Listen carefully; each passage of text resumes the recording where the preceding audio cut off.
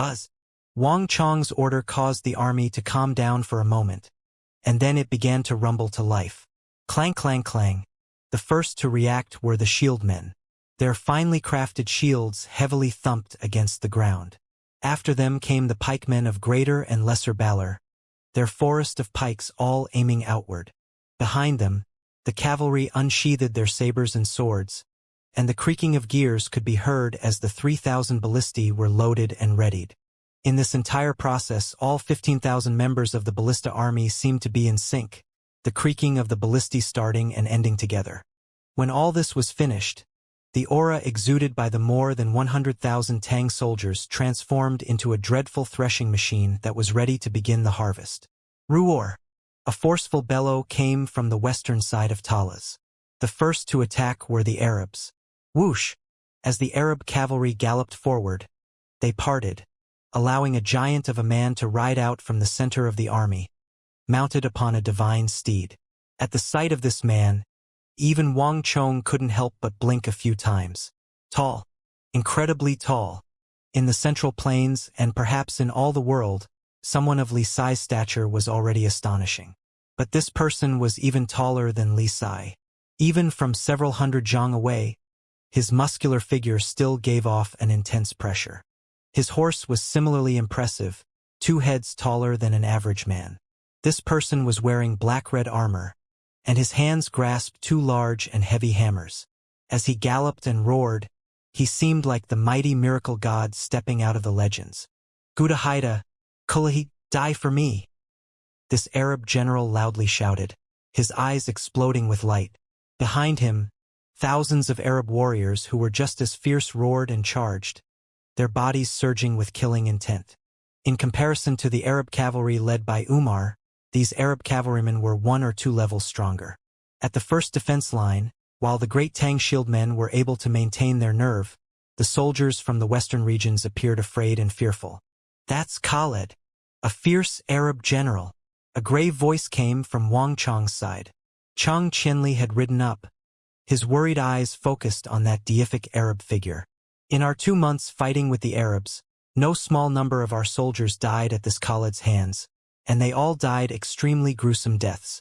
Khalid likes to throw his opponents into the air and then attack them from below, so corpses rarely emerge intact after a battle. General, she tried to kill him before, but not only did he fail, he was heavily wounded for his efforts. General Shi referred to Shi Yuanqing, the number 3 individual in the Anxi Protectorate Army and a Saint Martial expert. His strength was beneath only Gao Xianji and Chang Qianli.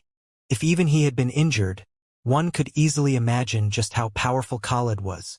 Is that so? Wang Chong coldly stared at the distant Khalid, his eyes glowing with murderous intent. The beast of Arabia, Khalid. Wang Chong had not imagined that Abu Muslim would be sending out one of his best generals right at the start of the battle. What fierce Arab general! He doesn't seem like much to me. Wang Chong placed his hands behind him and confidently said, General Chang, there's no need to worry. Call over General Shi. I have a method that will allow him to kill this Khalid. Ah! Chang Qianli stared at Wang Chong in shock. He had spoken his words to remind Wang Chong to be careful about this formidable opponent, but little had he expected Wang Chong to say that he could turn Shi Yuanqing's defeat into a victory and kill Khalid. Chang Qianli was stupefied. If anyone else had made this claim, he would have treated it as a joke.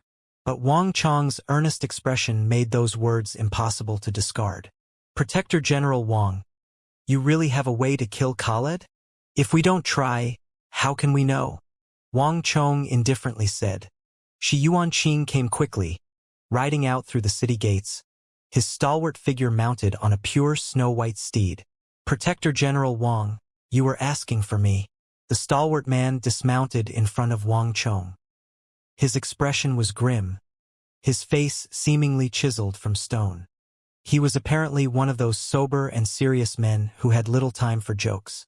Wang Chong said nothing as he carefully examined the number 3 man of the Anxi Protectorate Army.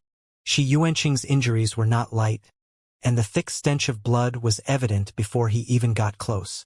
Now that he was looking, Wang Chong immediately noticed the bloodied bandages around his body and arm. His injuries appear very severe, Wang Chong quietly said to himself. When Gao Xianji rode out of the city, he had been accompanied by Chang Qianli and the other Anshi generals, but Wang Chong had not seen General Shi amongst them. It was obvious that his injuries had been so severe at that time that he had still been recovering in the city. Whoosh! As Shi Yuanqing steadied himself on the ground, Wang Chong thrust out a hand and gripped his arm. Shi Yuanqing frowned and subconsciously retreated, but despite his lofty cultivation level, he failed to dodge it. His arm suddenly went numb as Wang Chong gripped it, and he soon felt his entire body unable to move. Flabbergasted, he raised his head in shock. His injuries had kept Shi Yuanqing from meeting Wang Chong, so he had little understanding of this youth. But at this moment, he realized that though this temporary Qixi Protector General appeared to be only 16 or 17, he was a Saint Martial expert that was at his level or even stronger. General Shi, don't lose focus. I'm lending you a hand to help you recover. As Wang Chong's voice rang in his ears, a surging river of stellar energy suddenly flowed into his body. Though dazed for a moment, he quickly reacted, focusing his mind and using Wang Chong's stellar energy to stabilize his injuries. The great yin-yang heaven creation art could not only absorb energy, but could also transfer energy and use it to treat another's injuries. This was a new ability of the great yin-yang heaven creation art that Wang Chong's master, the demonic emperor old man, had comprehended in his retirement. However, one could only use this ability at the Saint Martial realm, and only for people at or below one's own cultivation level. Buzz! Steam began to pour out of Shi Yuanqing's head, and as Chang Qianli and the other Anshi generals watched in shock, Shi Yuanqing's pale complexion rapidly became ruddier, and his disorderly aura began to stabilize. Lord Protector General, my deepest gratitude. A few moments later, Shi Yuanqing opened his eyes and stared in shock at Wang Chong. He only knew that Wang Chong was an excellent strategist, but he had never heard anything about his astonishing martial prowess. Having reached the Saint Martial realm at only 17, he was undoubtedly one of the most outstanding and transcendent existences in the Great Tang. Wang Chong gave a light smile. In helping Shi Yuanqing recover from his injuries, Wang Chong had slightly paled, but this was nothing worth worrying over. With the abilities of the great yin-yang heaven creation art, he could recover this energy in mere moments. General Shi, if you help someone, you must help them to the end. I have another gift for you. Wang Chong took several steps forward and whispered into Shi Yuanqing's ears. No one else could hear what he was saying, not even the nearby Chang Qianli. But all of them could see the shock and consternation on Shi Yuanqing's face when he turned back around. Lord Protector General, my gratitude is beyond words. If it is really as you say, and I can really kill Khaled to avenge the gruesome deaths of the Anshi Protectorate army, this Shi will forever be grateful to you. Shi Yuanqing's eyes reddened as he reached the end of his words. The Anshi Protectorate army had only 30,000 some people, and it had relied on these soldiers to suppress all the kingdoms of the western regions as well as the attacks from Yusang and the Western Turks, carving out for itself a legend of its own in the western regions.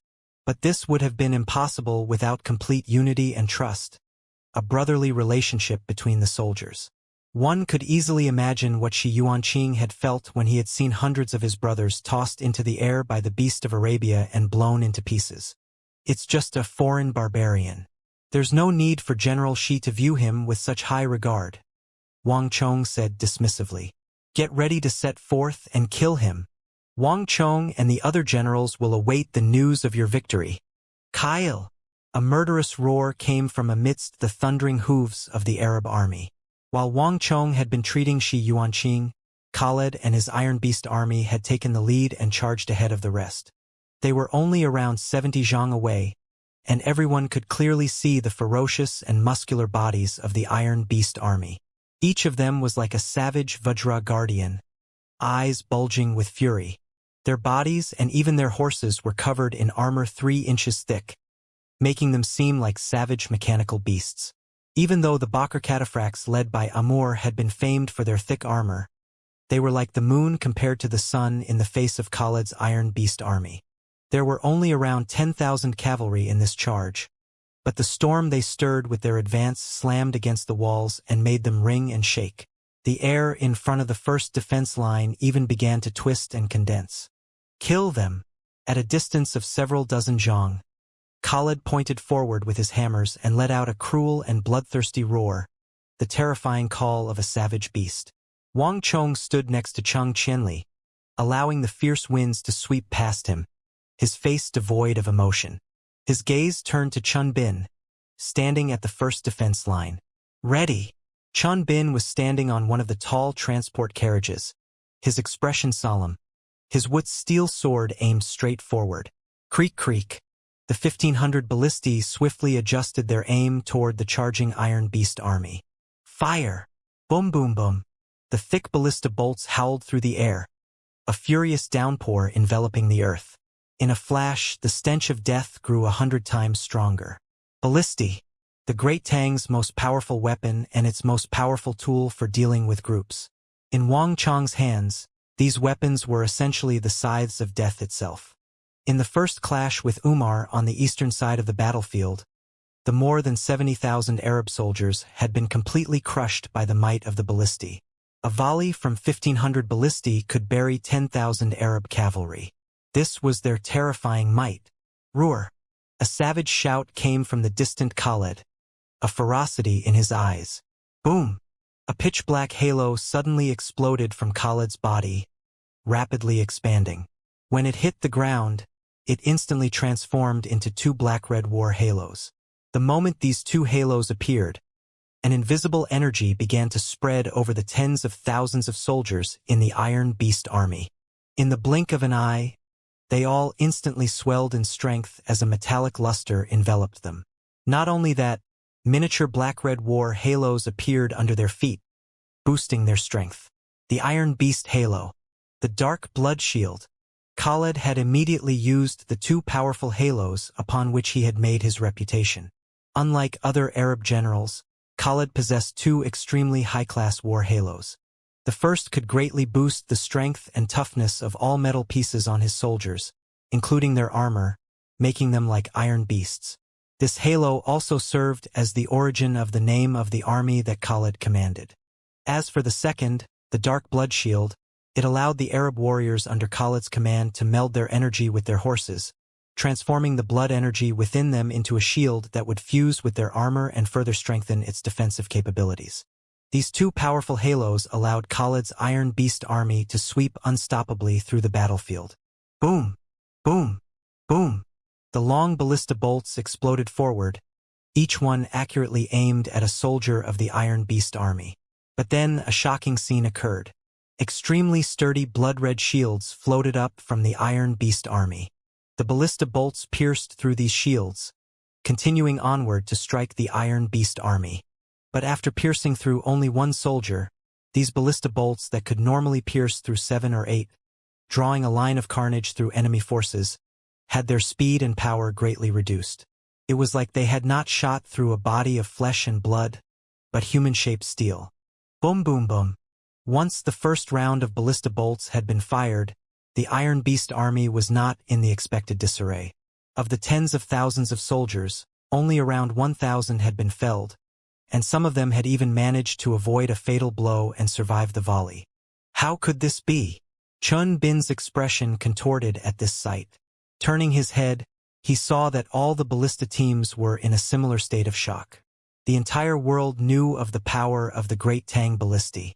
These were the harvesting tools used by the gods of death. In their first encounter with the Arabs, the 3,000 ballistae had cut down tens of thousands of Arab cavalry.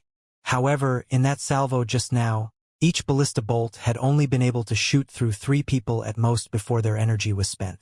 Such a situation had never occurred before. For a moment, all the ballista team members were quiet, so shocked that they were powerless to speak. I forgot to tell you, Khalid's Iron Beast army has an extremely terrifying defense. While defending the city, our ballistae also fired on them, but the effects were extremely limited. A good portion of the Arab soldiers scaling the walls were Khalid's Iron Beast soldiers. Lord Protector General consumed a great deal of stellar energy while battling with them at the gate, allowing Abu Muslim to heavily injure him. Cheng Qianli walked out from the rear, his hair blowing in the fierce wind. This was a force dispatched by Abu Muslim, and each soldier had astonishing strength and presented a formidable foe to the Anshi Protectorate army. This battle was far more difficult than could be imagined. Vice Protector General, there is no need for such concern. These are just brutes not worth fearing. And don't we still have General Shi? Wang Chong waved his hand, his expression calm and relaxed. This beast of Arabia was truly formidable. Wang Chong had never seen the power of ballistae being so severely reduced from the influence of just 2 halos. But even the strongest beast was still a beast, and Wang Chong had many methods to deal with him. However, the Qixi Protectorate army was much stronger now, so battles at this level did not require his personal intervention. Ready! At this moment, Chun Bin's eyes flashed, and he immediately issued his second order. All soldiers, hear my order. Adjust the angle. Target the horse legs. At the joints. Fire. Chun Bin quickly decided to alter his target. Instead of targeting the Iron Beast army directly, he chose to target the legs of their horses. Boom! Boom! Boom! The 3 rows of ballistae began to engage in volley fire, 500 ballistae to a volley, filling the sky with a constant rain of ballista bolts. These ballista bolts were fired at a much lower target, and the earth began to shake and boom as this wave of ballista bolts swiftly proved effective. Ni! Horses cried out as their legs were snapped, and many soldiers of the Iron Beast army were thrown to the ground in clouds of dust. Khalid's Iron Beast Halo and Dark Blood Shield could defend against the volley fire of the ballistae, but they could not defend the weak leg joints of the horses. To the dreadful power of the ballistae, these joints were so weak that they might as well have been made of paper. Bang bang bang. The thousands of ballista bolts filled the sky, each ballista bolt punching through 20 to 30 horse legs. The vigorous charge of the Iron Beast army instantly fell into chaos, warhorse crashing into warhorse, soldier colliding with soldiers, and the air was soon filled with the cries of horses and furious shouts. Moreover, once Khalid's Iron Beast army fell into chaos, the Arab cavalry charging up from the rear also had their advance impeded. Some of the cavalry, unable to stop in time, even found themselves smashing headlong into the soldiers of the Iron Beast army. Thuds and bangs rang out of the churning dust as the entire battlefield fell into disarray. While Chun Bin's ballista army had not been able to kill any soldiers of the Iron Beast army in this wave, the small alteration had achieved a goal that multiple volleys could not achieve. In addition, the Iron Beast army had essentially been crippled by this assault. How could this sort of thing happen? This unexpected development turned Khalid's pride to fury. A savage expression formed on his face as he stared at his soldiers on the ground. In the first volley, he had only suffered around 1,000 losses, but the second round of exactly the same ballista bolts had wiped out his army, killing all his warhorses. An Iron Beast army without warhorses had its strength cut in half. They were nothing more than unusually formidable infantry, nothing like the unstoppable and invincible army they once were. Fire! Chun Bin's voice rang out, his expression cold as he once more gave an order. The target this time was no longer the warhorses, but the thousands upon thousands of now unhorsed Iron Beast soldiers. Damn it! I'll tear you to pieces, Khalid bellowed, his body bursting with savagery as he urged his horse forward. Together with his black-red halos, he shot like a meteor toward the Tang defense line. While Khalid was thunderously charging to the defense line, Wang Chong had already turned his horse around and begun to ride toward the second defense line. No matter how ferocious Khalid was, he was just one man. In Wang Chong's view, when those tens of thousands of soldiers of the Iron Beast army were brought to the ground, his aim had been achieved. Now, no matter how formidable the Arabs were, they would need a significant amount of time to break through the firm Tang defenses. Now it's time for the Turks and Tibetans. With this thought, Wang Chong turned his eyes to the east. Awoo! The mournful howls of wolves reached his ear as the situation on the eastern battlefield underwent an astonishing change. As the sun continued rise from the east, thousands upon thousands of gray wolves surged out from behind the Tibetan and Turkic cavalry. These massive wolves had their teeth bared and were traveling with incredible speed. In a few moments, they had roared past the cavalry in a furious wave. Wang Chong could see wolves wherever he looked. Turkic wolves. Wang Chong's mind whirred as he swept his eyes past the plain and toward the hills on the other side. Beneath that massive banner of the Golden Wolf, Wang Chong saw that dazzling and sharp-eyed figure. Only the celestial wolf great General Wuxia of the Western Turkic Khaganate was capable of bringing so many wolves with him. Caw! Before one wave had even settled, another wave rose. Right behind this massive wolf pack, strange cries like those of bawling infants came down from the skies. Wang Chong raised his head and saw a massive dark cloud of Tibetan vultures, a veritable army flying toward the second defense line. And their goal was surprisingly the ballista teams on the ground. Daluan Ruozhen. Wang Chong didn't even need to think to know that Daluan Ruozhen had given the order. There were two commanders on the eastern battlefield. One of them used wolves while the other used vultures. They had separately decided to launch their probing attacks using different methods. Wolves and vultures were creatures of the steppe and the plateau, and Wuxia and Daluan Ruozhen could get as many of them as they wanted. Not even the severest of losses would make them suffer the slightest heartache. But they also served as excellent ways to test Wang Chong's defenses on the eastern battlefield. Since this is the case, I'll fulfill your desires. Wang Chong gazed at those two figures on the hill with bright eyes and a gentle smile on his lips. Wuxia and Daluan Ruozhen were dreaming if they thought that a vast army of wolves and vultures could break his defense line, and even if they were just probing, they had little chance of finding out anything useful. 20 zhang. 10 zhang. Release! A cold voice rose from the eastern defense line. In the next moment, the air began to buzz as if crowded with thousands upon thousands of bees. Just as those wolves and vultures were about to arrive, the dense collections of holes atop the steel walls suddenly gleamed with cold light, and tens of thousands of arrows burst out from them. Awoo! An arrow immediately punched a bloody hole through the forehead of the foremost wolf, and 7 more arrows immediately nailed the corpse to the ground. This was a mere prelude to the symphony of death about to begin, as tens of thousands of arrows were still in the air, buzzing down from the skies. Soon, the area for 80 zhang in front of the second defense line was a sea of wolf corpses nailed to the ground. Plush, plush, plush.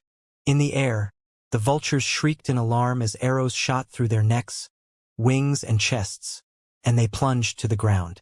Down below, it was easy to see the great Tang soldiers aiming long rectangular chests with numerous holes in them into the air. A small adjustment was all that was needed to turn the skies into a death zone as well. Wolves howled and vultures shrieked, the din lasting for only a few seconds, and then the sky was cleared of vultures while the ground was covered in corpses. The battlefield fell silent. Buzz! On the distant hill, beneath the banner of the Golden Wolf, Wuxia's eyes were twitching, his face pale. What is this? Wuxia felt like his understanding of the world had completely changed as he stared at that youth in the distance. Although he had come at Daluan Ruozhen's invitation and his goal was also to exterminate all the strength the Great Tang had in the western regions, he had never once exchanged blows with Wang Chong. Those steel installations that could launch tens of thousands of arrows in seconds were something Wuxia had never seen in his entire life, and completely overturned his understanding of archery. Nearby, Daluan Ruozhen's eyes were also raging with emotion. When he had fought with Wang Chong in the War of the Southwest, Wang Chong only had his steel walls. In the face of the hundreds of thousands of soldiers in the Mengshi Yusang army, he could only passively defend. This sort of terrifying killing machine had not been brought into being yet. These beehives were a formidable barrage weapon, and Daluan Ruozhen had long ago heard in the royal capital's prison that Wang Chong had used them against Dian Mangban. But to hear and to see were two completely different concepts. When that vast sea of arrows had suddenly appeared in the sky, everyone on the hill had sensed a shock that reached into the deepest depths of their soul. Release!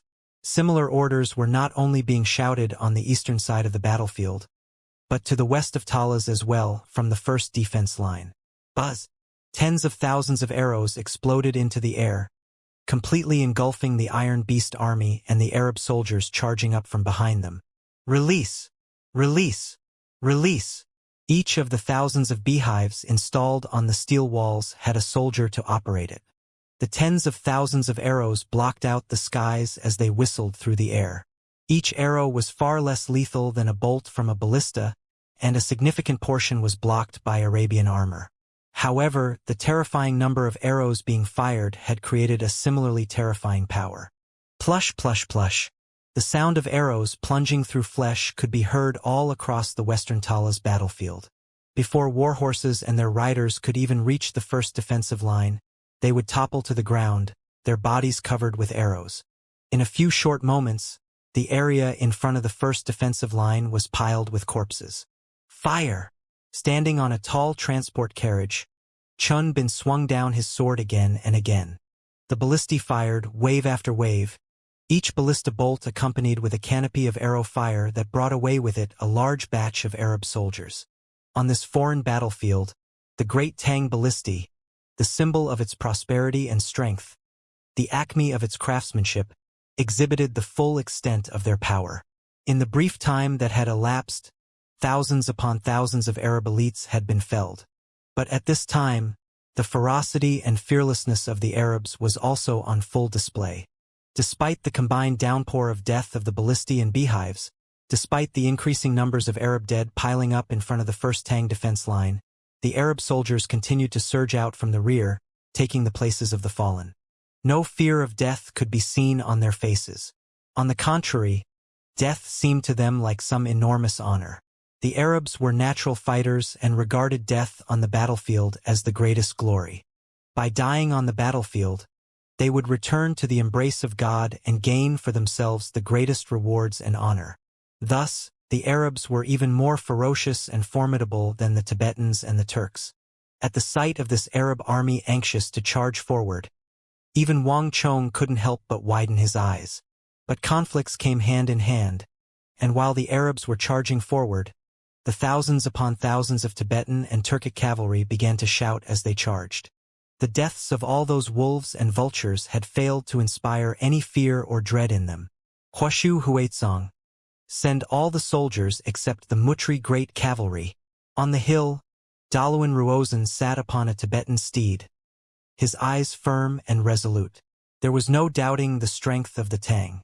Anyone who wanted to defeat the great Tang and come away with few losses was being unrealistic and childish. Battles involved sacrifice, and in this battle of Talas, Daluan Ruozan had already prepared for the worst scenario.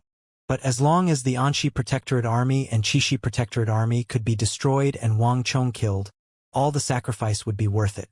This three-party alliance was engaged in a decisive battle with the Great Tang. Any and all necessary actions needed to be carried out. The Great Tang had no chance of survival. Daluan Ruozan took 2 steps forward and asked, "Jabwa, have those items in the rear finished being installed?" A voice came from the rear. "It's all ready. The only thing necessary is Great Minister's order." Daluan Ruozan nodded. "Inform the Arabs so that we can move together. In addition, begin." "Yes."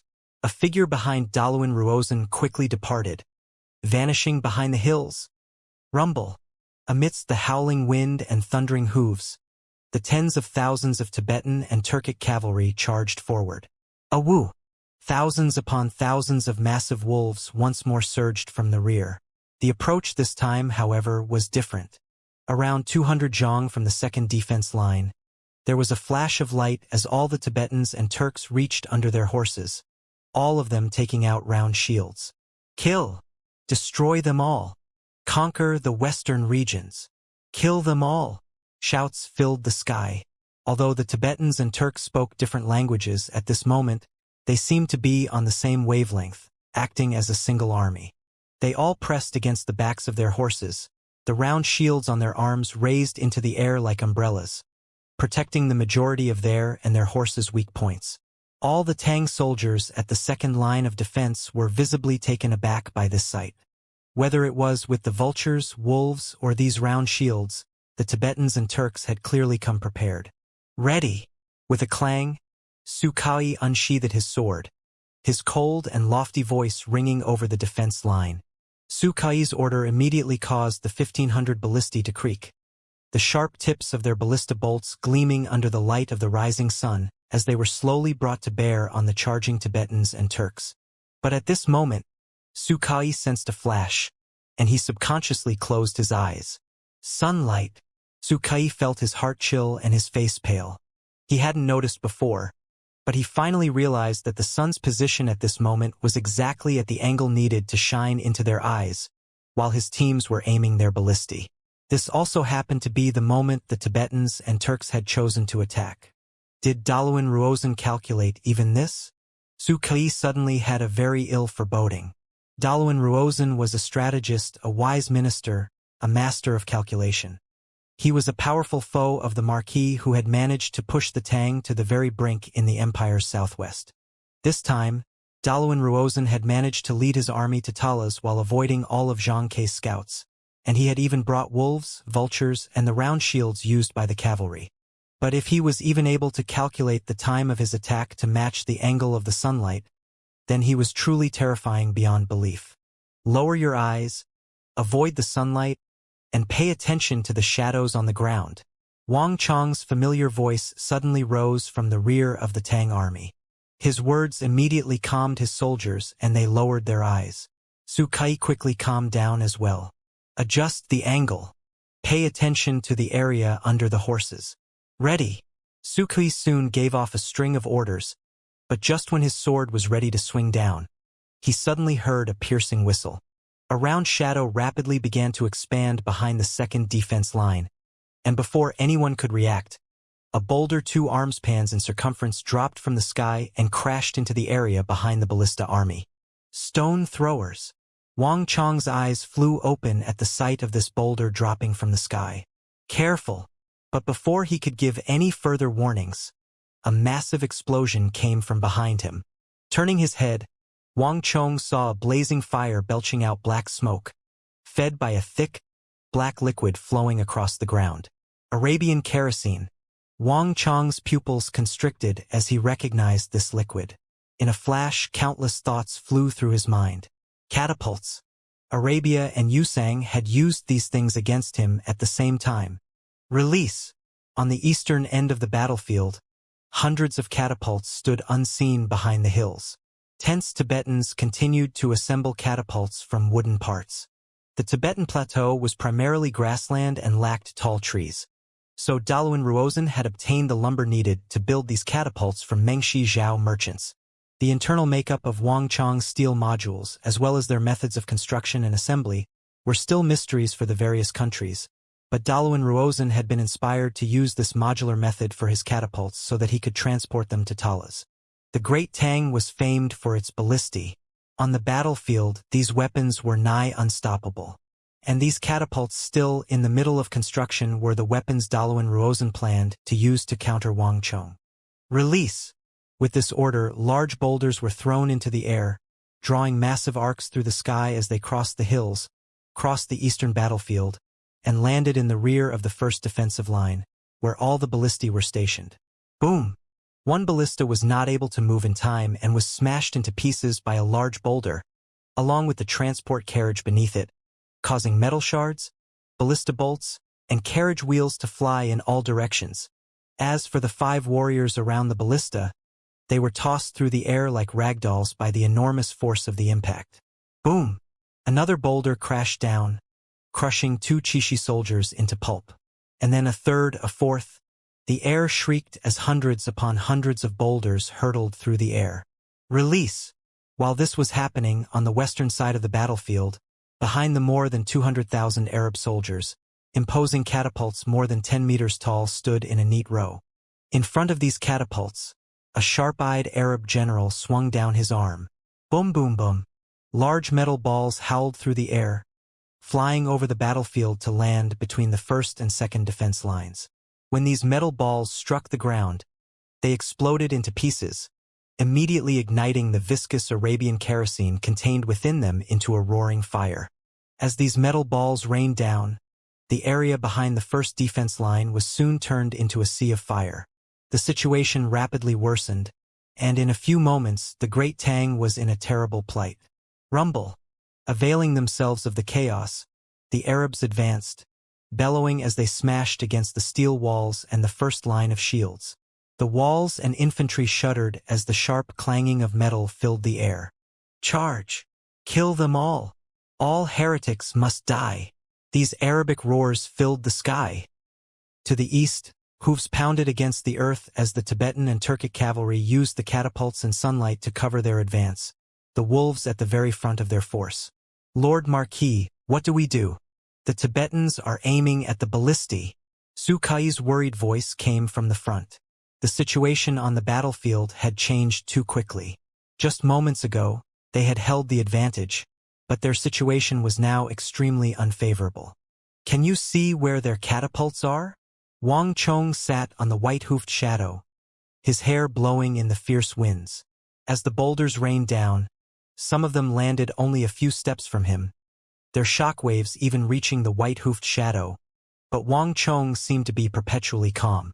No, all the catapults are behind the hills. It's not possible for us to fire on them, Su Kai worriedly replied. On their march from Chishi to Talas, they had used these very same hills to catch Umar and his Arabs by surprise. But now, Daluan Ruozan was using these hills against them. Behind the hills, the catapults were in an impregnable position, and someone of Daluan Ruozan's formidable calculation abilities could have the catapults fire at the angle necessary to strike the ballistae. The inferiority of a ballista's firing angle in comparison to a catapult's was on full display here. At this moment, Chunbin worriedly shouted from the first defensive line, "Lord Marquis, what do we do?" The metal balls packed with kerosene were continuing to drop down from the sky, causing fires to rage and dark smoke to fill the area, and many people had even been covered by the kerosene and set on fire. The dark smoke was so thick that it even obscured the vision of the ballista teams. The Arabian kerosene was having an even greater effect than the Tibetan catapults. Daluan Ruozan. Wang Chong's eyes shone with cold light as he looked past the second defense line to that sharp-eyed figure standing beneath the white yak banner. Wang Chong would be a fool if he believed that Daluan Ruozan had not come prepared, that all this was mere coincidence. It was obvious that Daluan Ruozan had prepared an extremely long time for this day. At the very least, these catapults were not something that could be prepared in a short time. Lord Marquis, I'll take the Wuxiang cavalry and destroy the catapults. Amidst the downpour of boulders, Li Sai spoke in an infuriated tone, his eyes blazing with killing intent. The situation was urgent, and Daluan Ruozan had clearly brought several hundred catapults with him. In addition, all of these had been placed out of the line of sight, those hills providing the best defense. The 100,000-some Tang soldiers were in great peril. There's no need, Wang Chong declared. He could hear the clanging and crashing, the screams of the army, but his face remained determined and composed. The situation isn't that dangerous yet. In addition, Duwu Sili, Huashu Huaitsong, and Dusong Mangpoj, 3 great generals, are still on those hills. Just how do you plan on getting past them? Li Sai froze, immediately at a loss for words.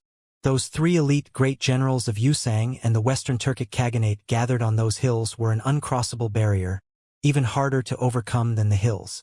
In the future, Li Sai would ascend to the Imperial Great General level and be titled the Invincible Great General, but that was still in the future. At the moment, he was still half a step away from breaking into the Saint Martial realm. If he were to encounter 3 Imperial Great Generals, the only thing awaiting him would be death. But, milord, can we only watch then? Li Sai resentfully said, his heart completely unwilling to accept this idea. Wang Chong said nothing, merely gazed at that blue-robed figure as innumerable thoughts flitted through his mind. Daluan Ruozan was much more prepared than he had imagined. The great Tang ballistae were well known, and if Daluan Ruozan had been paying attention to him, he must have gathered even more information. These catapults were hidden behind the hills precisely to guard against any of Wang Chong's countermeasures. However, no matter how much Daluan Ruozan had prepared, he was foreordained to not get his wish. After all, he had not been the only one preparing for this battle. Senior Zhang, get ready, Wang Chong suddenly said. Yes, Lord Marquis, an elderly voice came from the rear. Stunned, Li Sai turned and saw Zhang Shouji, wearing a black and green robe, standing upon a carriage. After giving a respectful bow, not even glancing at Li Sai, Zhang Shouji took his 10 disciples and rushed to the towering walls of Talas, quickly entering through the gate. When Zhang Shouji left, Wang Chong turned to the nearby straight-back Chen Burang, who had clearly been waiting to receive orders. Chen Burang, you go as well. In this battle, your strength will be required to deal with the Arabs and the Tibetans.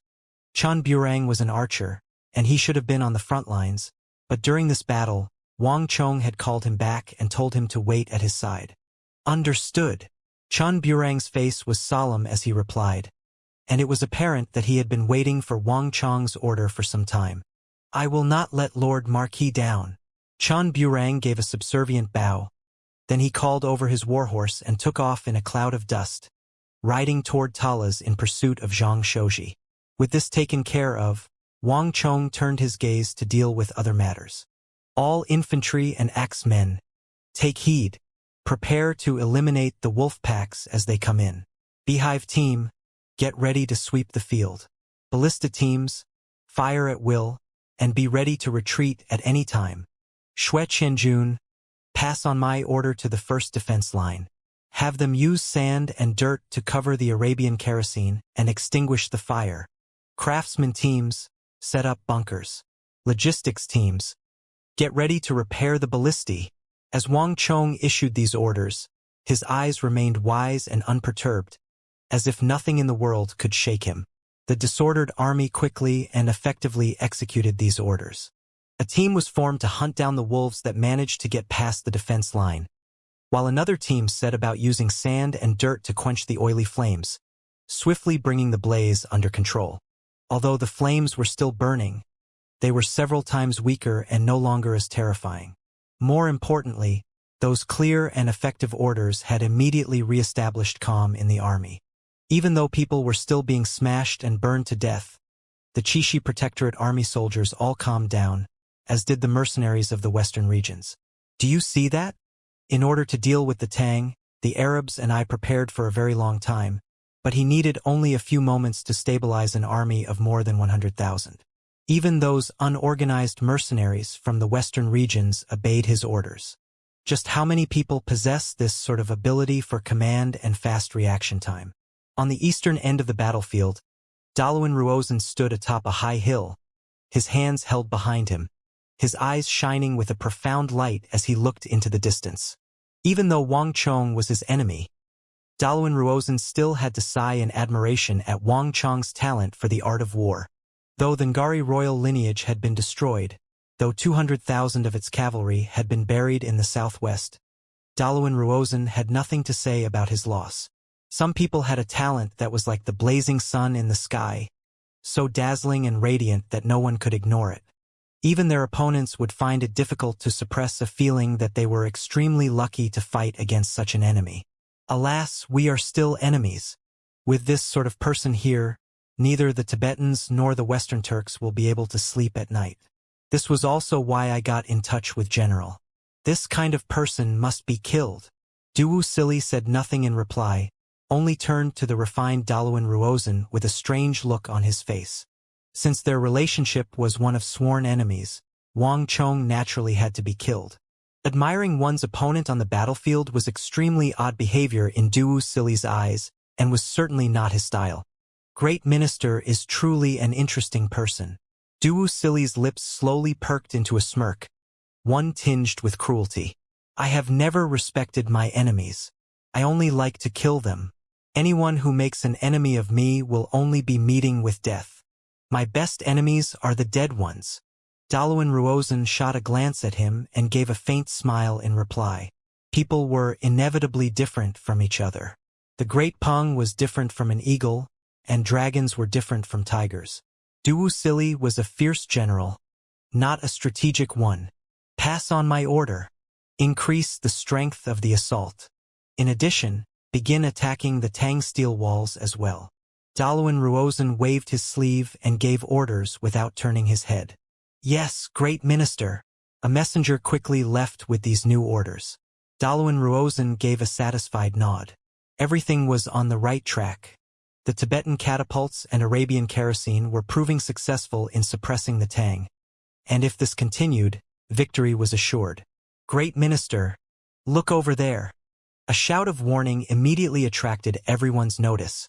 originating from a Tibetan general at Daluan Ruozen's side. His arm was raised. His finger pointed not at the battlefield, but at the nearby looming city of Talas. Daluan Ruozen, Huashu Huaitsong, Dusong Mangpoj, and even Duwu were momentarily dazed, and then they turned to see what was being pointed at. As they looked up the mottled, scorched, yet majestic walls of Talas, they could clearly see the gleam of metal on the southeast corner of the walls. Armored Great Tang soldiers were laboring on the walls, setting up a row of some extremely complicated and strange objects. "What are they doing?" Duwu blurted out. Despite his vast breadth of experience and his status as Western Turkic Great General, having even defeated Biting Protector General and Sishun once, he had never seen this sort of setup. "I do not know." Daluan Ruozen's reply was short, and he blinked constantly. His intelligence reports contained no information about these things, but purely on instinct, Daluan Ruozen had a very bad feeling. Regardless of what sort of steel objects were being installed on the walls of Talas, it was bad news for the Tibetans and Turks. Impossible! Could he have already planned for this? Daluan Ruozen's face slightly paled as this thought occurred to him. He had never believed that Wang Chong would have predicted this battle like he had, so he logically shouldn't have made as many preparations as Daluan Ruozen had. But in the next moment, he heard an enormous boom. Rumble! A massive black silhouette flew through the air, flying past the three great generals and landing behind the hills. Duwu squinted, his slender eyes instantly exploding with a fierce light. Clang! Before anyone could see what Duwu had done, a blazing saber glow soared into the skies like the rising sun, roaring like a dragon. Boom! With a flash, that black silhouette several dozen zhang in the air suddenly exploded into bits and pieces. But the moment that Duwu struck, another large boom came from the rear. One of the just completed catapults, ready to throw its boulder, had been crushed by a large boulder dropping out of the air. Daluan Ruozen, Duwu Huashu Huaitsong, and Dusong Mangpoj all paled. Catapults! They understood everything now. Those steel installations Wang Chong had built up on the walls of Talas were actually also catapults, ones made of steel. And judging by their effects, they were even more powerful than the catapults that Daluan Ruozen had made out of wood. Release! Daluan Ruozen's catapult unit behind the hills was not the only one to fall under attack. On the western walls of Talas, the side facing the Arabs, Chun Burang swung down his right hand, and the heavy steel catapults immediately began to fire, flinging massive boulders high into the air. After drawing a massive arc through the air, crossing the entire western battlefield, they plummeted into the rear of the Arab army. Bang! The dense shower of boulders descended upon the Arab catapults, crushing them into pieces. Boom! One of the boulders landed in the small mountain of metal balls piled next to a catapult, the enormous impact instantly pulverizing the balls and spilling the black kerosene over the ground. One of the nearby Arab commanders reacted too slowly and ended up being splashed with the kerosene. Shit! Careful! The face of the Arab commander contorted, but before he had any time to react, a fire arrow had already landed in the pool of kerosene. Whoosh! Flames licked the air, setting that unlucky Arab commander on fire. Ah! His miserable scream cut through the sky, opening the curtain on this wave of attacks. Boom! Boom! Boom! Under Chun Burang's command, boulder after boulder was flung from the walls of Talas into the Arab catapult unit. The attacks of catapults were random and had no accuracy to speak of, with a large error range. They were far inferior to ballistae in this aspect. But the ferocity of catapults paired with Chun Burang's astonishing perception and hearing made for a terrifying combination. Although they were still not as accurate as ballistae, they were able to aim surprisingly well with Chun Burang's assistance. Boom boom boom. Hundreds of stones were cast from the walls of Talas, aimed at the mountains of metal balls piled next to the catapults. One after another, these piles were smashed open, allowing the black kerosene to spill out and flow across the ground. And each time, a fire arrow soon arrived, shooting into the ground to ignite a roaring fire. The Arab catapult unit immediately transformed into a sea of fire, discharging smoke so thick that the sunlight was blocked out. Change the target. aim at the walls of Talas. It's useless. They're too high up. They're far outside our range. The Arab officers attempted to change their targets to the walls of Talas.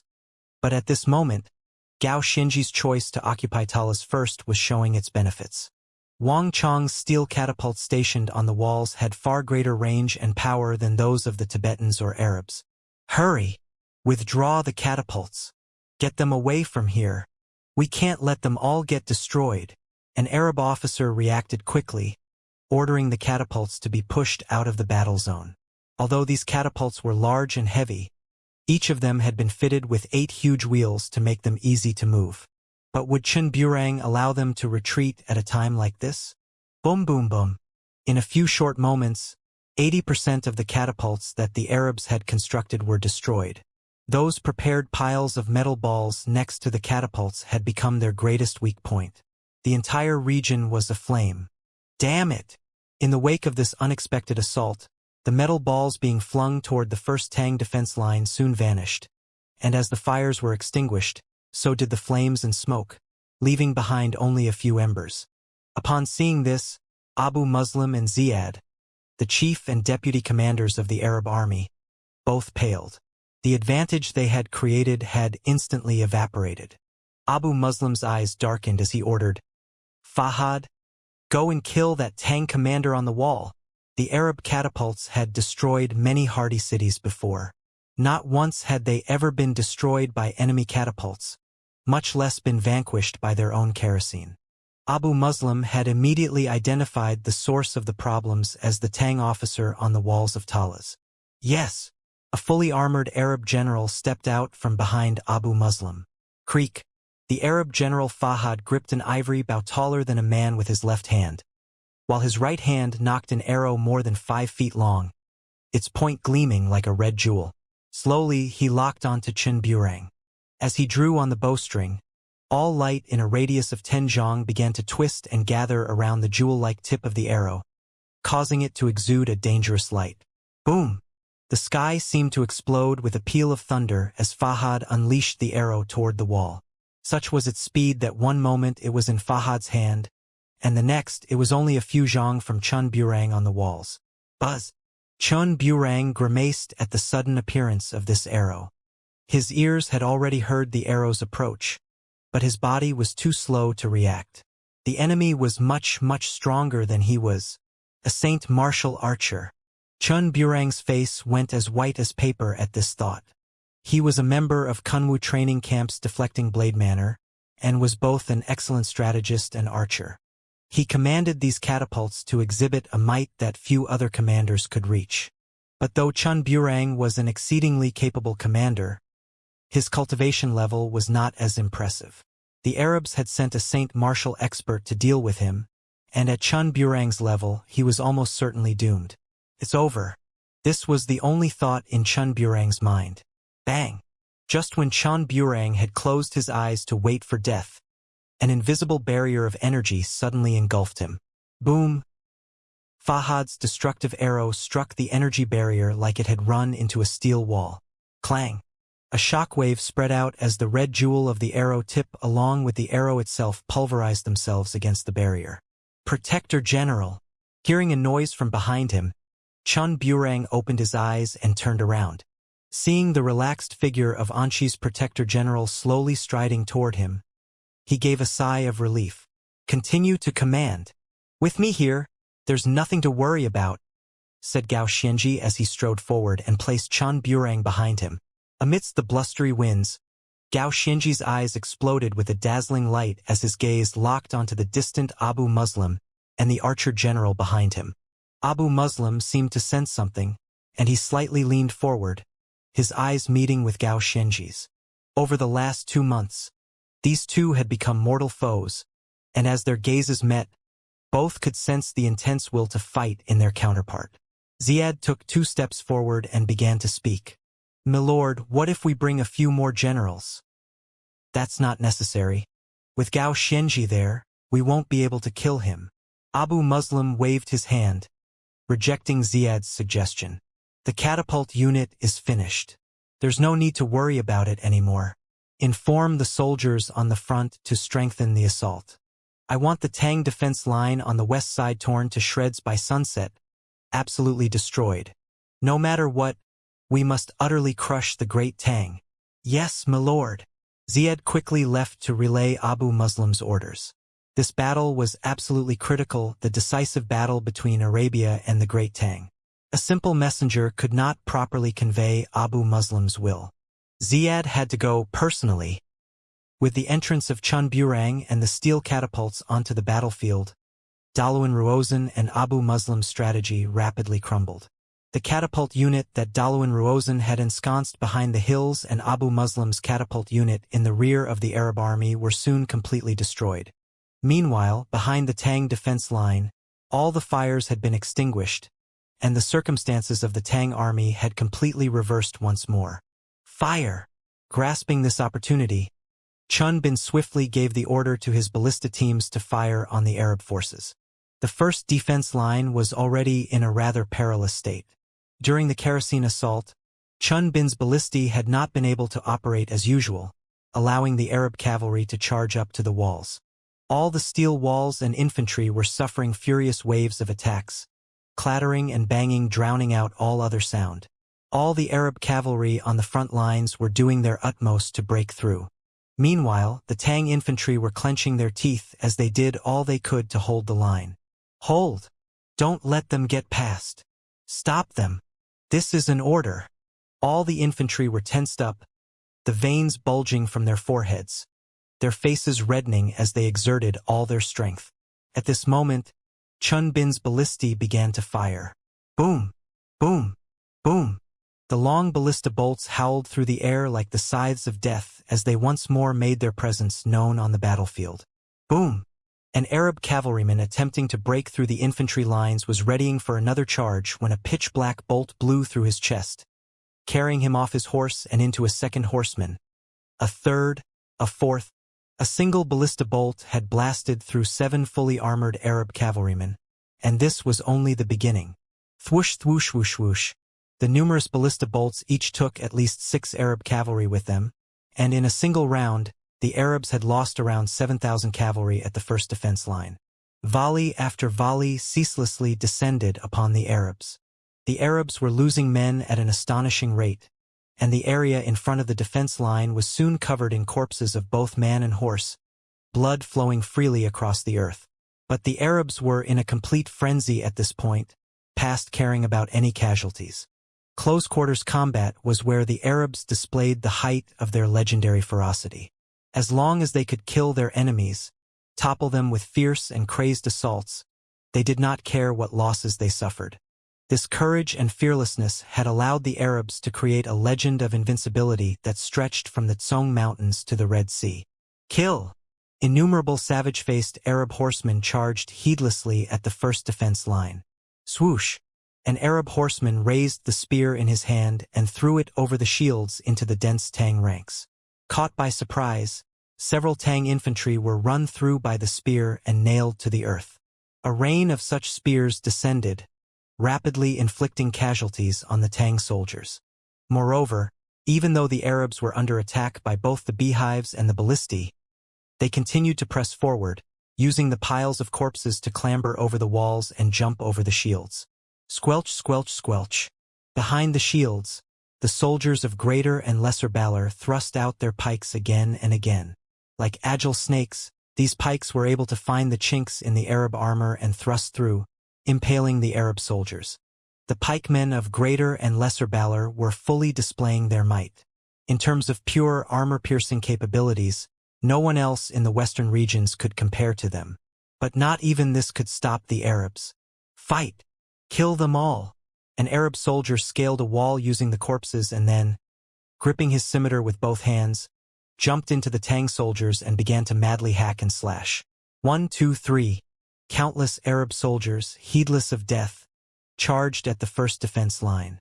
They came in a ceaseless flood, and not even the beehives or ballistae could stop them. The situation was not just becoming critical at the first line. On the eastern side of the battlefield, behind the second defense line, the situation of the Chishi Protectorate Army was also worsening. Release!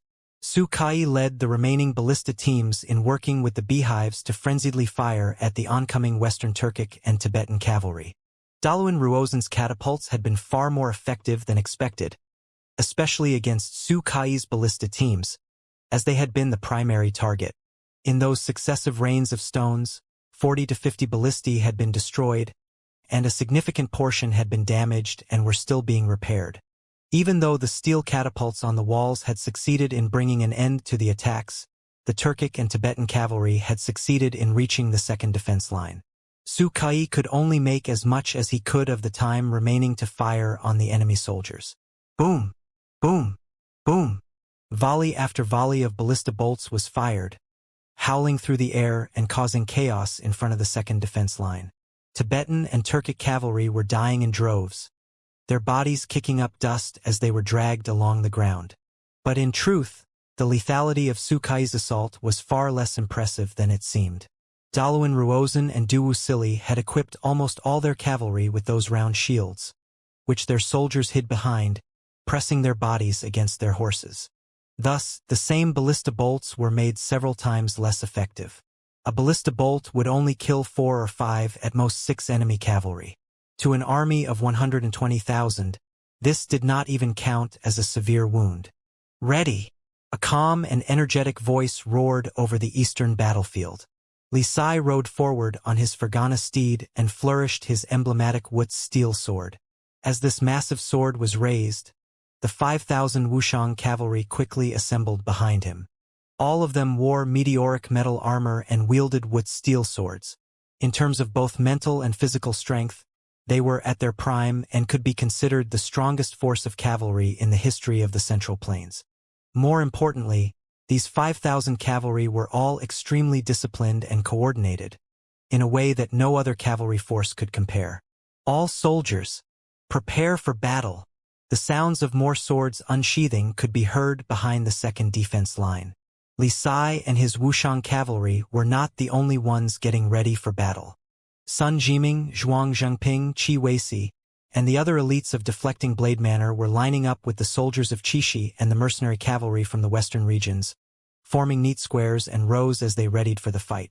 This Battle of Talas was not the first time the people of Deflecting Blade Manor and the mercenaries of the western regions had fought alongside Li Sai, and all of them were prepared to launch a joint assault. Awoo! The tens of thousands of gray wolves were rushing over. No one knew how many wolves Wuxia had brought with him, but they seemed endless. The beehives would clear a batch, only for them to be replaced by yet another batch. In the skies, the vultures continued to give their strange cries as they flew back and forth, up and down. But the most concerning force of all was still those tens of thousands of Turkic and Tibetan cavalry. Kill! The enemy cavalry roared as they increased their speed. Neither the beehives nor the ballistae could stop them now. 20 zhang. 10 zhang. Charge! Without the slightest hesitation, Li Sai aimed his sword forward and charged out from the steel walls like a lightning bolt. Rumble! The earth trembled as the 5,000 Wuxiang cavalry shot forward like a sword leaving its sheath, following Li Sai in his charge. So incredible was their momentum that their charge of 5,000 exuded the power of 50,000. Kill! At the same time, Sun Jiming, Zhuang Zhengping, Qi Weisi, and the Qixi soldiers charged forward as well. All of them were bellowing, afraid to fall behind as they streaked toward the Turks and Tibetans with terrifying speed. Wang Chong had chosen to execute a completely different strategy on the second defense line. More than 40,000 Tang cavalry charged out from behind the steel walls to confront the Tibetans and Turks. They had not chosen to retreat, but to charge at the enemy. In the Central Plains, the Great Tang had no reason to retreat, not against the Western Turks and not against the Tibetans. Rumble! The two forces of cavalry crashed against each other like prehistoric beasts, neither side willing to back down. Boom!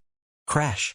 Swords flashed, and in the blink of an eye, thousands of Turkic and Tibetan cavalry had fallen beneath the hooves of the 5,000 Wuxiang cavalry. In front of Wuxia's steel swords, the armor worn by the Tibetans and Turks might as well have been made of paper, and was instantly cut to pieces. The 5,000 Wuxiang cavalry unstoppably slashed and hacked through the Turco-Tibetan army like they were slicing vegetables. Boom! In a single charge, the elite center of the Turco-Tibetan army had been shattered, tens of thousands of soldiers falling to chaos. Charge! Those who offend my great Tang will all be punished, no matter how far away they are. Kill them all!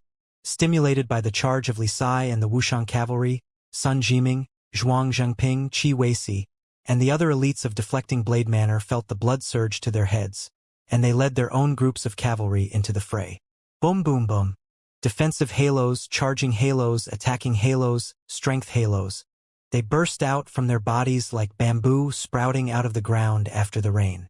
Halo clattered against halo and warhorse crashed against warhorse, the soldiers on both sides mingling together. Sun Jiming, Zhuang Zhengping, and Qi Weisi led their tens of thousands of soldiers in brave charges on the battlefield, but unlike ordinary commanders, they did not merely engage in a stalemate with the Tibetans and Turks. They worked with Li Sai to further improve the situation of the Tang in this battle. Nay! Sun Jiming led his cavalry in an arc around Li Sai, charging into the 8,000 Tibetans on the flank, precisely at the point where they were the least organized. The time and place of this attack were perfect, and amidst the crashing of horses and the gleaming of sabers, Sun Jiming's forces swiftly scattered the Tibetans. The army that had been divided in two by Li Sai's assault now fell into further disorder. Meanwhile, Zhuang Zhengping, Qi Weisi, Gaofeng, and Nie Yan, these students from Deflecting Blade Manor, were working together to open the way for Li Sai, assaulting the right and left flanks. They had all been taught Wang Chong's art of war and received a systematic education in tactics. Not only that, when Wang Chong wasn't present, under his suggestion, they had begun to learn from each other. Sun Jiming had taken what he had learned from Wang Chong and his own insights into cavalry tactics, and given public lectures on them in Deflecting Blade Manor. With the guidance of this future number 1 cavalry general of the Great Tang, Zhuang Zhengping, Qi Weisi, Gaofeng, Nie Yan, and all the others had developed a far deeper understanding of cavalry tactics than the ordinary person. They might not have been physically strong, but in terms of battlefield intuition and execution of tactics, they were amazing. Boom boom boom. The sickening crunch of collisions filled the air in front of the second defense line as the members of Deflecting Blade Manor led their cavalry like a wave sweeping through the enemy army. The 40,000 Tang cavalry had soon scattered the 60,000 Tibetans and Turks. At this sight, Duwu Sili, Daluan Ruozhen, Huashu Huaitsong, and Dusong Mangpoj couldn't help but stare in shock. Just who are these people? When did the Great Tang start to have so many formidable figures that even the Qixi Protectorate has so many of them?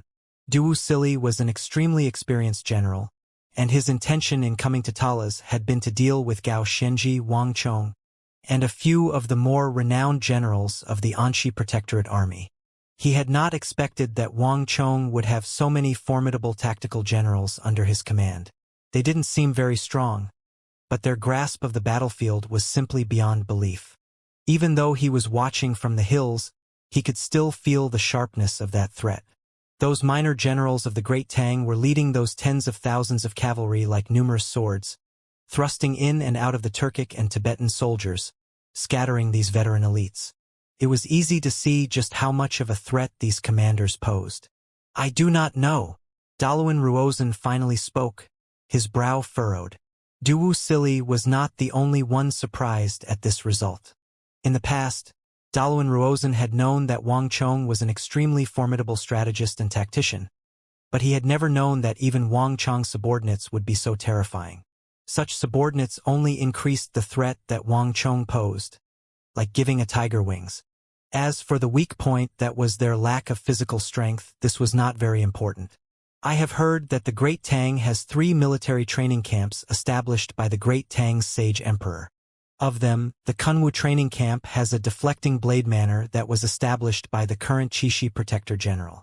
That Deflecting Blade Manor took in quite a few students of Kunwu training camp, and these are probably the people we are now facing. Daluan Ruozhen's hair fluttered in the wind as he spoke. Although he still didn't understand much about those minor generals, Daluan Ruozhen did regard Wang Chong as his mortal enemy, so he understood much more about him than Duwu Sili. In that moment, Daluan Ruozhen had grasped the background of Sun Jiming, Zhuang Zhengping, Qi Weisi, Gao Feng, and Nie Yan. Li Sai, Sun Jiming, Zhuang Zhengping, Qi Weisi, Gao Feng, Nie Yan. These commanders led the forces of Qixi in a frenzied charge in front of the second defense line. However, just their force of 40,000 could not stop the charge of the more than 100,000 Turco-Tibetan elites. For soldiers, quality outweighed quantity.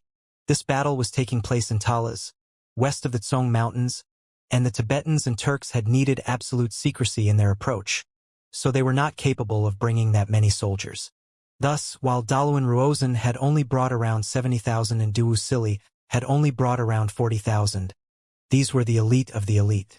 Though they were fighting against 40,000 powerful soldiers of the Great Tang, they continued to come in endless waves.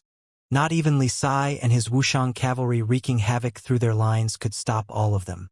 Some of the Turks and Tibetans had even chosen to go around Li Sai and Sun Jiming to attack the second defense line together with Du Wuxili's wolves, with Su Kai's ballista force being one of their primary targets. Nay! A warhorse cried out as a Turkic cavalryman borrowed a pile of wolf corpses to jump over the shields of the infantry and land behind them. Swish, swish, swish. Countless sabers, spears, swords, and halberds came at him from all sides. This Turk's body landed as a sieve that leaked blood, a corpse that could not be any more dead. But his arrival was like a signal, as he was soon followed by the rest of the army, Turkic and Tibetan cavalry jumping over in twos and threes, landing in the middle of the army to take the place of the fallen. Kyle! Meanwhile, on the other side, a frenzied shout echoed through the sky, spoken not in the language of the Tang, but in an Arabic tongue that was suffused with a brutal and bloodthirsty aura. Khaled, the beast of Arabia, had previously had his Iron Beast army essentially crippled by the Tang ballistae. But the Iron Beast army had still played a major role. They had raised up the corpses on the battlefield, using them as shields to block the ballista fire. They might have lost their warhorses, but the Iron Beast halo and the Dark Blood shield remained in place, still reducing the lethality of the ballistae. Ruor! A dismounted Iron Beast soldier raised up high the massive corpse of a horse as he charged at a ballista. A ballista bolt pierced through the dead horse and through his armor, but then it was deflected by his charge and went shooting off into the sky. Only the warriors of the Arabian Empire, who fought to live and fought to the death, would dare to so fearlessly and ferociously use their bodies to block a ballista bolt. The fearless Iron Beast army had obtained an incredibly precious opportunity for the rest of the Arab army. Thousands upon thousands of their men had fallen to the beehives and ballistae, but thousands upon thousands more had used the chance bought by the fallen to charge up to the steel walls. Soldiers were constantly braving the forest of pikes, using the corpses to leap into the fray. Even if they ended up pincushioned by attacks from all sides, they still charged in, heedless of death. The concept of fear did not seem to exist in the minds of these Arabs. The more death there was, the more gruesome and gory the battlefield, the more they wanted to fight.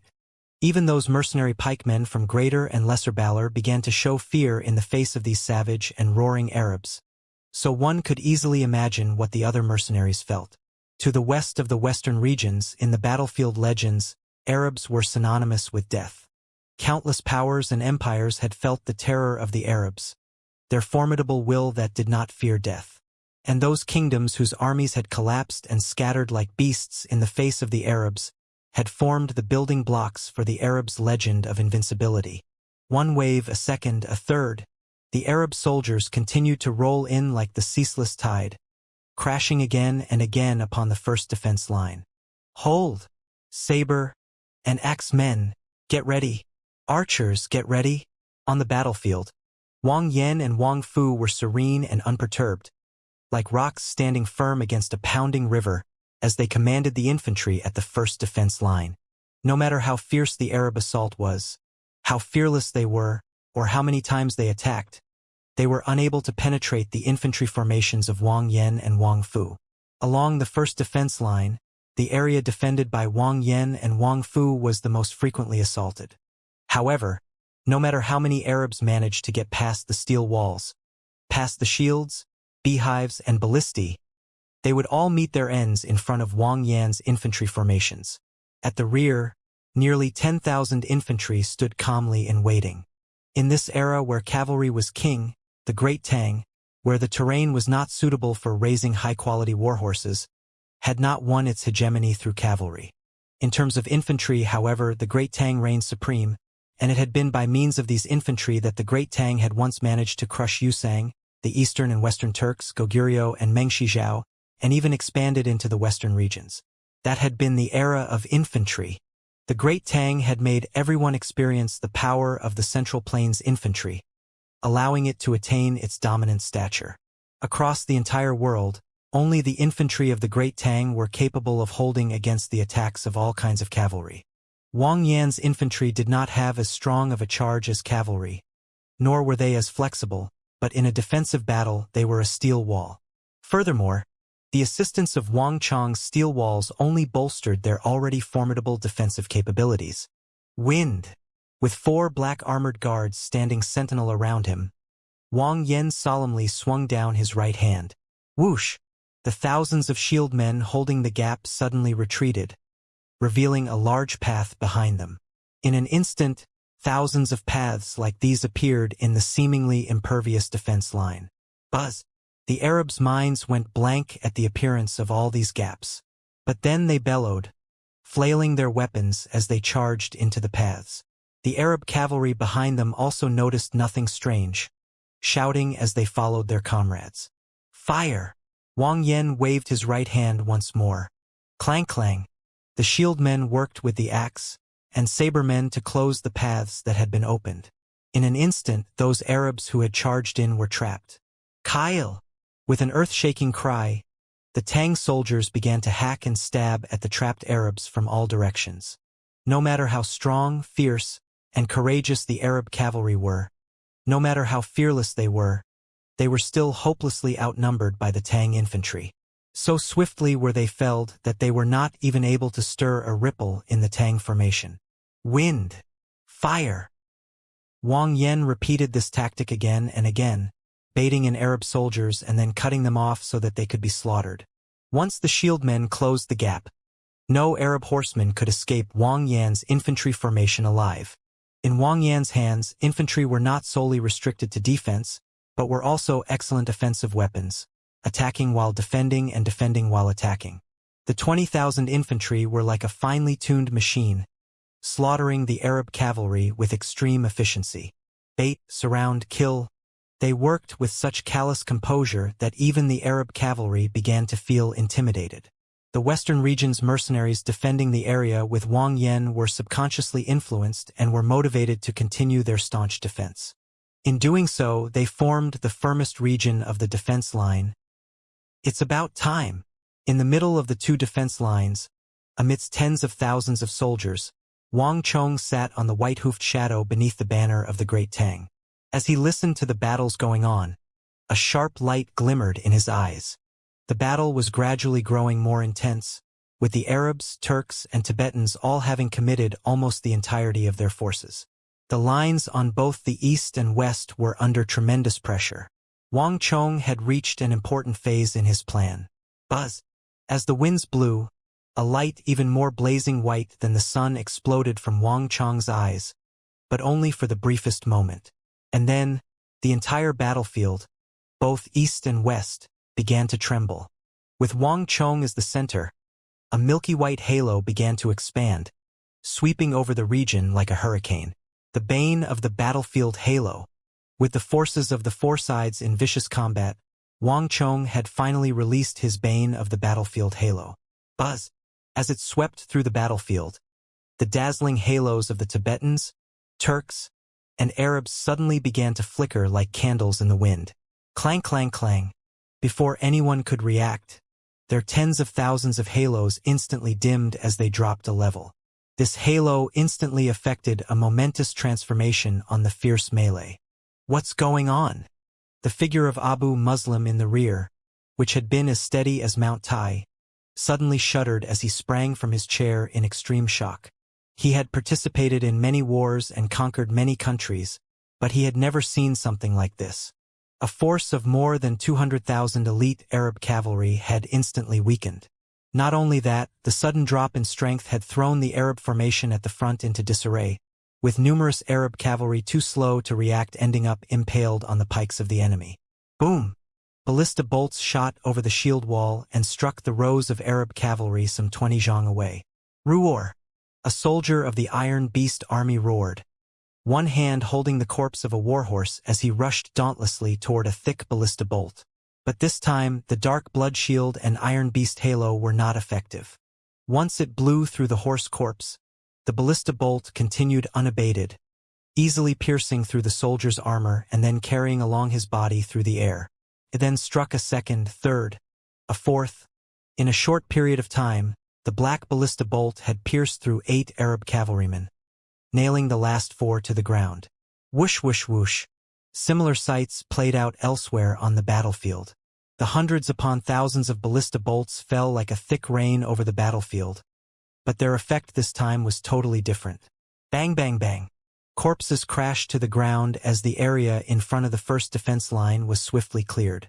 Release! Release! Release! Amidst the ballista army, Chun Bin coldly looked down from a transport carriage, his sword constantly swinging down. Having served Wang Chong for so long, Chun Bin was completely clear on what had happened. This was an incredibly rare opportunity, the best chance for the ballisti to display their might. Swoosh swoosh swoosh. 9,000, 10,000, 11,000, 12,000. The Arab losses had instantly ballooned under the intense ballista fire, and this number was still climbing. Currently, the Arabs had lost 24,000 men to Chun Bin's ballisti. The Arabs were far from the only ones affected. So were the Tibetans and Western Turks on the eastern line. The Tibetans and Western Turks had been relying on their overwhelming numbers to suppress Li Sai, Sun Jiming, Zhuang Zhengping, Qi Weisi, and the others, but the moment Wang Chong unleashed his bane of the battlefield halo, the situation was immediately reversed. The Turco-Tibetan force instantly found themselves on the back foot, with many of their number dying to the charge of the Wuxian cavalry and other Tang cavalry. What is that? Just what did that brat do? In the rear, Duwu Sili narrowed his eyes, his pupils constricting, his shock no less than Abu Muslims on the other end of the battlefield. Almost instinctively, he turned to Daluan Ruozhen and Huashu Huizong. This was Duwu Sili's first encounter with Wang Chong. But this was not the case for Daluan Ruozhen and Huashu Huizong. If there was one person who understood what had just happened, it could only be Daluan Ruozhen. Great General, I also have no explanation for this matter. Daluan Ruozhen bitterly smiled. He knew what Duwu Sili was thinking, but he really could not explain it. This was not his first time exchanging blows with Wang Chong, but Wang Chong still had many mysteries about him, like what had taken place just moments ago. In truth, a similar thing took place in the War of the Southwest, but it definitely wasn't as powerful as it is now. It seems that it isn't just his status and grasp of strategy that have improved. His strength has also increased. Wang Chong had far too many mysteries. His art of war, his use of metal modules, the cement road he had built through the Great Tang, and the unique halos he used, Daluan Ruozhen had never encountered as inexplicable an existence as Wang Chong before. His background and education could all be traced, but nothing could be found to explain all the strange things about him. They seemed like two completely different people. There's no other way except using great generals to somewhat ameliorate the effect, Daluan Ruozhen said, his eyes turning toward Duwu Sili and Huashu Huizong. Even though he had made ample preparations for this battle, there were some things beyond Daluan Ruozhen's ability, like battles between martial artists. Daluan Ruozhen had relied on his intelligence, strategy, and schemes to gain his reputation as a wise minister. He pondered more about the general situation and put little attention on his individual strength. It was more appropriate for imperial great generals like Duwu Sili, Huashu Huizong, and Dusong Mangpoj to think about such things. This current sight was a challenge that Wang Chong was issuing to these great generals. This is all that we can do. Duwu Sili subconsciously furrowed his brow. As one of the highest commanders of the battlefield, he would not recklessly step onto the battlefield, only entering the fray at crucial moments of the battle or when the enemy's great generals decided to enter the battle. But now, even though the Great Tang had not sent any great general into battle, a single halo was enough for him to break this rule and enter the field. This made Wuxia rather unhappy. Not only that, all halos consumed energy. In other words, using their halos would consume the strength of Wuxia and the other great generals. In the later stages of the battle, when great general fought against great general, this lack of energy might prove fatal. It was for this reason that commanders of armies had always shared a tacit understanding to not intervene in the early stages of a battle. But the circumstances no longer permitted this action. If he continued to delay, all his cavalry would end up completely routed by the 40,000 Tang cavalry. Wuxia would not permit this. Buzz! Wuxia raised his head, his back straightening and his eyes gleaming with a harsh and fierce light as he took a fierce stomp forward. Boom! Beneath Wuxia's boot, the hill shuddered, and a golden light began to spread outward, soon transforming into a huge and dazzling golden halo of the Saint Martial realm. Crowns began to appear within the halo, different from the crowns worn by the emperors of the Central Plains. The images of sheep and wolves had been carved upon the dome of the crown, topped by an unfurled golden eagle. This was the typical crown worn by the Western Turkic Khagan. Buzz! Halo after halo expanded beneath Wuxia's feet, spreading to the Western Turkic army. The effect of Wang Chong's bane of the battlefield halo began to drastically decrease. Bang! At almost the same time, the earth swayed as Yusang Great General Huaizong took 2 steps forward, his own war halo exploding from his body in a dazzling golden light. Like a storm, it spread to the tens of thousands of Tibetan cavalry to resist Wang Chong's bane of the battlefield halo.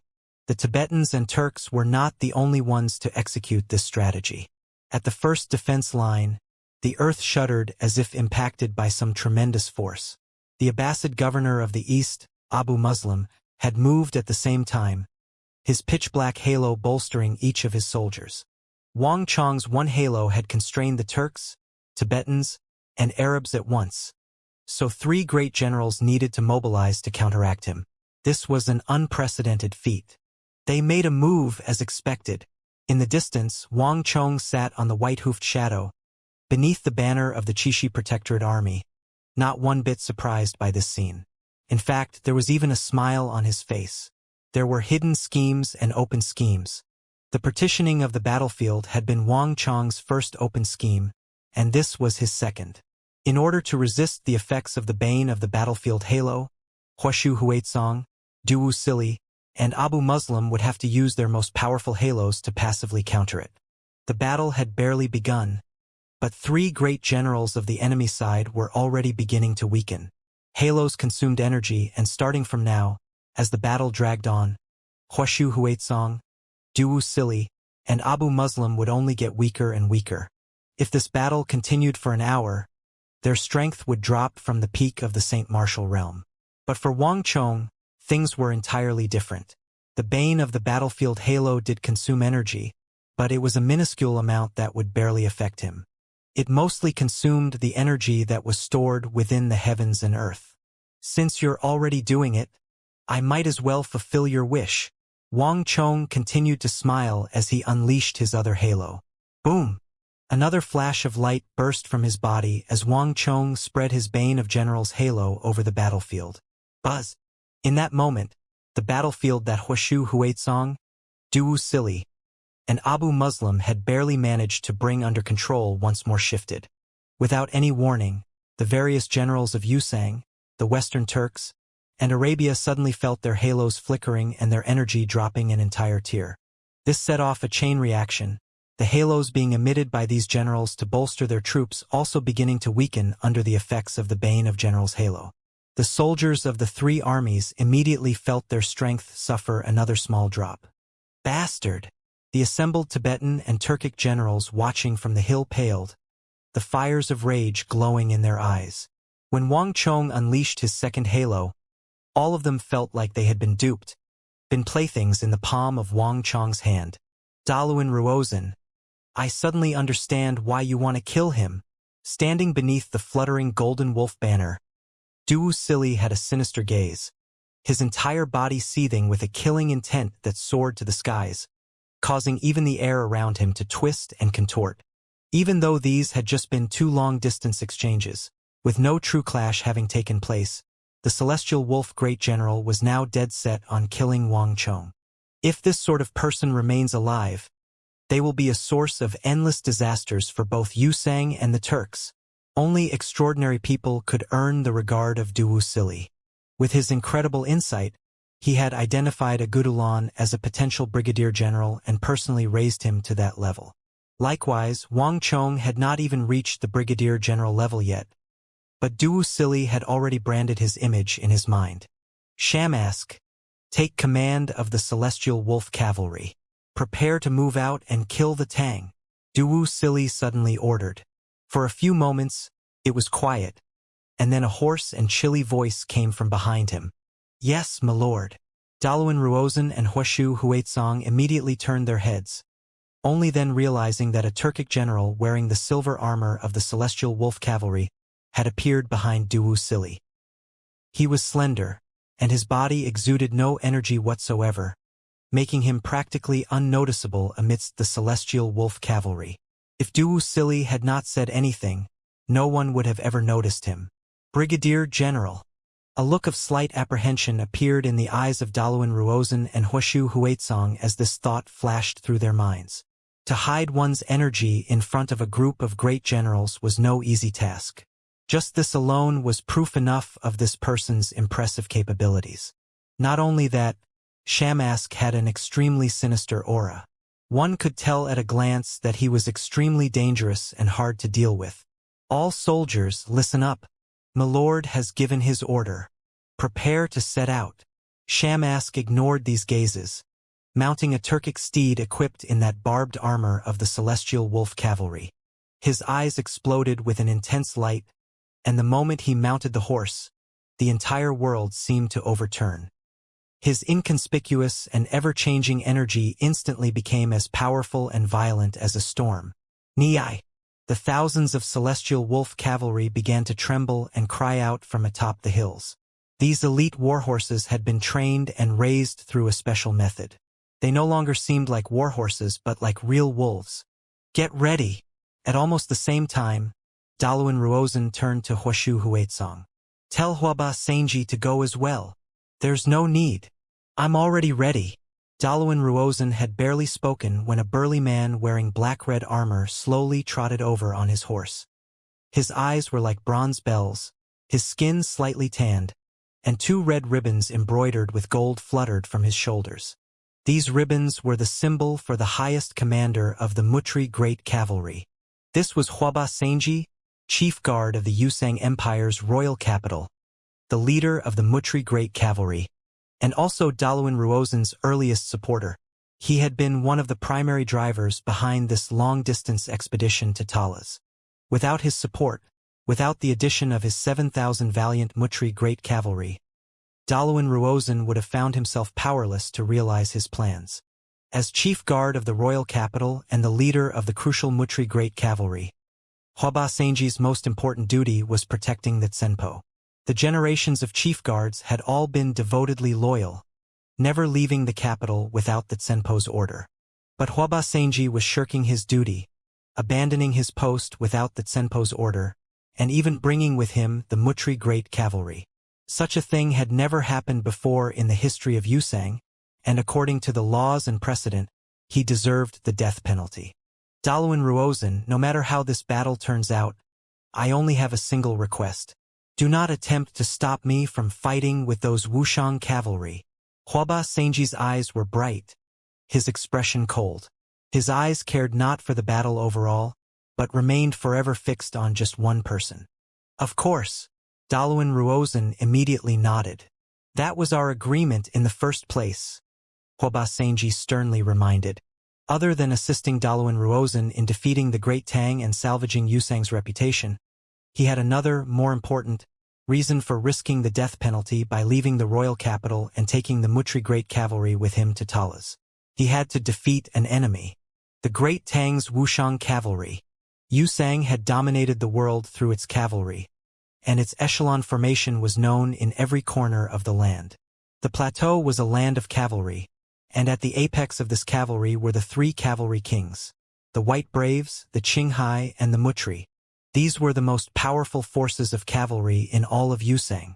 However, in the battle at Zhangsheng training camp, 8,000 Qinghai soldiers had died to Wang Chong's Wuxiang cavalry. At the Battle of the Triangular Gap, Dian Mangban and his 5,000 White Braves had also been wiped out. Of the three supreme forces of cavalry in Yusang, only the Mutri Great Cavalry remained. Never in the history of Yusang had two of its best cavalry forces been wiped out by a single opponent, and their foe had been the Great Tang, a country that had never been famed for its cavalry. This matter made all the Tibetan cavalry of the plateau feel greatly humiliated, and the Mutri Great Cavalry were no exception. For this reason, Huaba Senji had defied the Tsenpo's decree and led his 7,000 Mutri Great Cavalry out of the royal capital to the distant battlefield of Talas. The Mutri Great Cavalry had a history spanning more than 3 centuries and were publicly acknowledged as the strongest existence in the entire Yusang Empire. Whether it was for the empire or for the honor and pride of all Tibetan cavalry, the Mutri Great Cavalry had to defeat the Great Tang's Wuxiang cavalry so that all the world could see, so that they could prove themselves. To fulfill this goal, Huaba Senji had given Daluan Ruozhen his full support. He had even used his network to borrow many soldiers from the other royal lineages for Daluan Ruozhen's expedition. Ready! Huaba Senji flourished his sword, a scarlet weapon conferred by the 5th-generation Tsenpo. It pointed beyond the hills, blazing with the light of the morning sun. Rumble! The earth quaked and dust churned. With Huaba Senji's order, the motionless ranks of the Mutri Great Cavalry began to move, and an intimidating aura exploded from their bodies, a scorching wave of heat that caused the grass growing on the hills to wither. Boom! The 7,000 Mutri Great Cavalry rode out of the rising sun, floodwaters surging over the tops of the hills, the thundering of their hooves drowning out all noise on the eastern side of the battlefield. The 7,000 Mutri Great Cavalry were fast, but Shamask's 8,000 Celestial Wolf Cavalry were even faster. By the time the Mutri Great Cavalry were charging down the hills, the Celestial Wolf Cavalry were already kicking up a cloud of dust on the battlefield. At this moment, all the world seemed to lose color at their approach. "Milord! Look over there!" Meanwhile, in the middle of the Tang army, Kong Xian seemed to sense something and turned his head, his eyes filling with shock as he saw the approaching Celestial Wolf Cavalry. The armor, momentum, and strength of the Celestial Wolf Cavalry were completely different from any other force of Turkic cavalry, and Kong Xian felt like he was about to fight against an extremely formidable foe. And over there, Yusang has moved as well, another one of the Wuxiang officers called out, pointing in another direction. Everyone turned to look and saw that behind the Celestial Wolf Cavalry, a force of cavalry wearing armor of gold and red was charging up from a different angle. These two supreme forces of cavalry, one in front and one behind, were intending to pincer the Tang between them. An intense sense of danger immediately swept through the crowd. These were two of the strongest forces of cavalry on the continent, standing at the very peak of power. One alone would be hard enough to deal with, much less two. Li Sai on his Fergana steed stood amidst his soldiers, his mind seething with countless thoughts. Both the Celestial Wolf Cavalry and the Mutri Great Cavalry were long-established names consisting of some of the best cavalry in the world. Their fighting power could not be compared to that of other cavalry, and their combined numbers were also far greater than those of the Wuxiang cavalry. Advance or retreat, attack or defend, Li Sai had to make his choice as quickly as possible. "Milord, what do we do?" Kong Xian worriedly said. The two approaching cavalry exerted an incredible pressure on each of the men, one that none of them had felt in any other battle. Li Sai said nothing, his eyes scanning the battlefield. The battle was still ongoing, and shouts and crashes were still filling his ears, bloody gleams of light flickering in and out of his eyes. The two cavalry forces still had some distance to cover, and there was still time to withdraw. But when Li Sai spotted Sun Jiming, Zhuang Zhangping, Qi Weisi, and the others still fighting hard against the Turks and Tibetans, he immediately made his decision. "We have nowhere to retreat. All soldiers, prepare for battle." Li Sai held aloft his massive Wuxia steel sword, allowing the sun to reflect off its edge. He exploded with an energy so vast and powerful that the world itself seemed to move. Boom! After a moment of silence, the earth began to tremble, the 5,000 Wuxian cavalry going from stillness to lightning-fast speeds. This time, however, their targets were the Celestial Wolf Cavalry and the Mutri Great Cavalry behind them. At this moment, even though they had long been prepared for such a sight, Shamask and Huabasenji still had to look with apprehension at the intimidating aura of the 5,000 Wuxian cavalry.